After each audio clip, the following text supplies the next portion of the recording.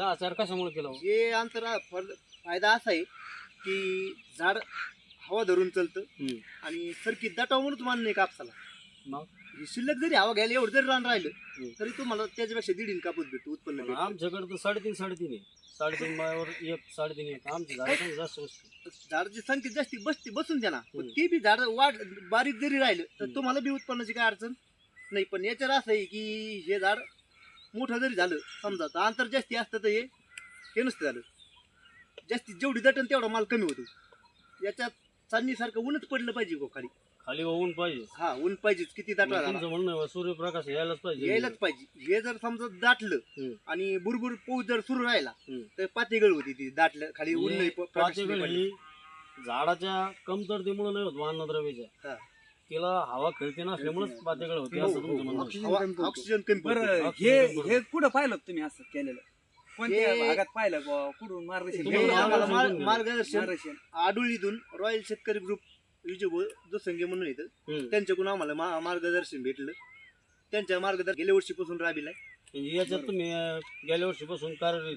गेल्या वर्षी 2 वर्षापासून उतरलो आम्ही याच्यामध्ये. तुमचे जे सहकारी आहेत हे किती वर्षापासून कार्यरत आहेत? हे 2 वर्ष. आमचे साडू सतीशजी गुले म्हणून आहेत. याच्यात हे 3 वर्षापासून कार्यरत आहेत.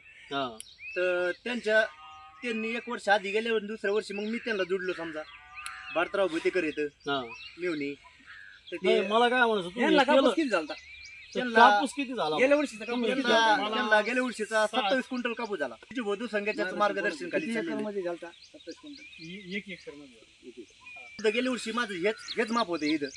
तर मला हे 1.5 एकरचा माझा प्लॉट आहे. हा याच्यासारखाच होता एकदम. म्हणजे लय असं न झटता मला 25 क्विंटल कापूस निघला इथं 1.5 एकर मध्ये. तुमचं असं म्हणणं सगळ्या शेतकऱ्याला का तुम्ही हे पद्धत वापरायला पाहिजे. इथून मला सगळ्या शेतकऱ्यांना सांगणं वापरला पाहिजे. तुम्ही तुमच्या धोरणानं चाला, दुकानदाराच्या नादी लागू नका, आपलं घर वाचवायचा प्रयत्न करा. एकदम हलक्यात हलकी औषधं मारा.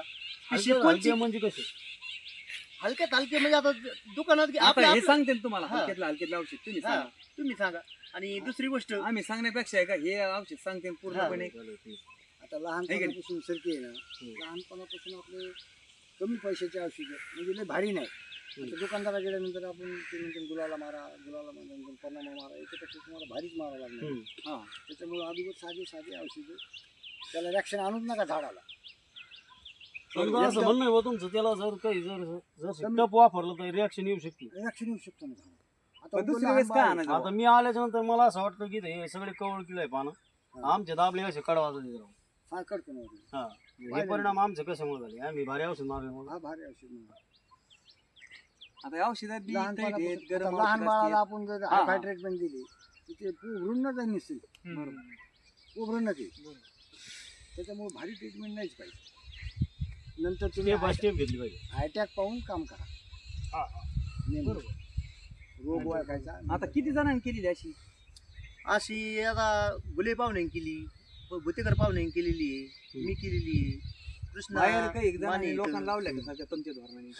आता या धोरणाने बाहेर किती जण आहेत? माथुरीला जवळजवळ 5-6 जण चालू वर्षी जुटलीत आम्हाला. शेकट्याला 2 जण आहेत. गाड्या शेकट्याला अशी शेतकरी जुडायला लागले ते 1 जण. आणि याच्यात शेतकऱ्याचा तोटा नाही.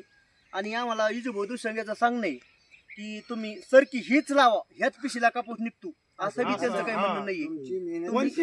तुमची शेतकऱ्याची तुम्ही कोणत्याही पिशीला चॅलेंजवर आवरेज काढू शकता. चॅलेंजवर आवरेज काढू शकता. भाऊ दुसंगे पाटलांनी त्यांनी काय केलं, शिवाजी पाटील गवळी का त्यांची तर 25 क्विंटल कापूस काढून 1 एकर मध्ये 1 एकर 25 तिने सुद्धा त्याच्यात तेवढी मेहनत घेतली होती शिवाजी पाटलांनी गवळी. आणि नंतर आम्ही काय केलं, त्यांच्या नंतर आम्ही ह्याच्यात 3 वर्षापासून येत याच्यात. मग त्यांच्याकडे आम्ही चक्कर मारल्या पाहिलं आम्ही. आम्हाला 3 भरपूर मार्गदर्शन पहिल्या वर्षी. आणि शिवभाऊ पैसे न देता 2 वेळेस येऊन गेले. म्हणजे रुपये न घेता आमच्याकडे त्यांनी. दुसऱ्या वर्षी त्यांचा आमचा परिचय झाला. दुसऱ्या वर्षी तुमचा आमचा म्हणजे सगळे एकच ग्रुप आहे. शिवभाऊ गवळी म्हणजे आमचे एकदम जवळचे पाहुणे. पण आम्ही त्यांच्या घरी कधी गेलेलो बी नव्हतो, काहीच नव्हतं. पण ज्या शिवभाऊ आपल्या इजूभाऊच्या मार्गदर्शनाखाली आम्ही त्यांच्यापाशी गेल्याच्या नंतर कळलं की पाहुणे आपली एकदम जवळची आहेत.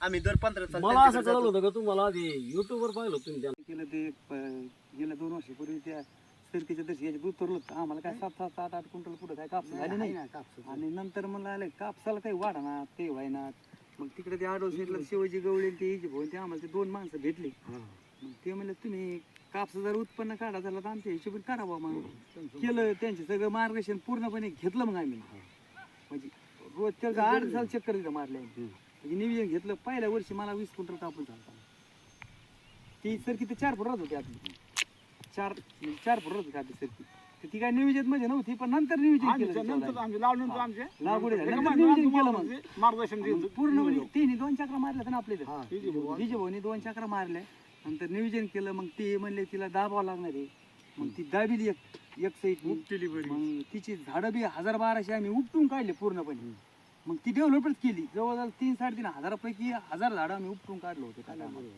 त्या वर्षी म्हणजे पूर्ण डेव्हलप केलं मग म्हणजे मग मालच निघाला लागला तिला ती बी शेड कबड्डीच होतं असं वरचं आणि परत 0-29 होती अर्धी केली ना एक पिश 2 पिशव्या होत्या त्याच्या या वर्षी कबड्डीच शेड नाही जेवढा तुम्ही कल देता आता तुम्ही मिरची झाड पहा जेवढं नाही कल आहे ना, आता असं आहे त्याला माल जास्त बरं का कल्याण झाडाला बरं का भाऊ आता असं आहे आता जसं मार्गदर्शन भेटेल का तसं केलं तसं 2 वर्ष मार्गदर्शन आम्हाला फुल भेटलं विजय भाऊ तसं आम्हाला तुम्ही मार्गदर्शन दिलं आम्ही त्या तिकडे वळणार आहे ना तुमच्याकडं केलं नाही आम्ही ग्रुप असे हे अशोकराव विनामूल्य म्हणजे सल्ला देणार म्हणजे मार्केट करायचं मग मी 10 रुपयाला पुडी विकायची 500 रुपयाला विकायची ते मार्केटची माणसं नाही तर आता ग्रुप करते एखादा सांगायचं माहिती वाण लगेच माझी किट घ्या 7,000 8,000 तसे किटवाले माणसंच नाही आपल्या ग्रुपमध्ये आमचं म्हणजे बहुत आमचं लय योग लय योग आले बीडला गेले आम्ही तिला शेतात गेलो माहिती सांगायला नाही, नाही, आपण- आणि आम्ही थांबलो इतक्या गडबडीने आले ना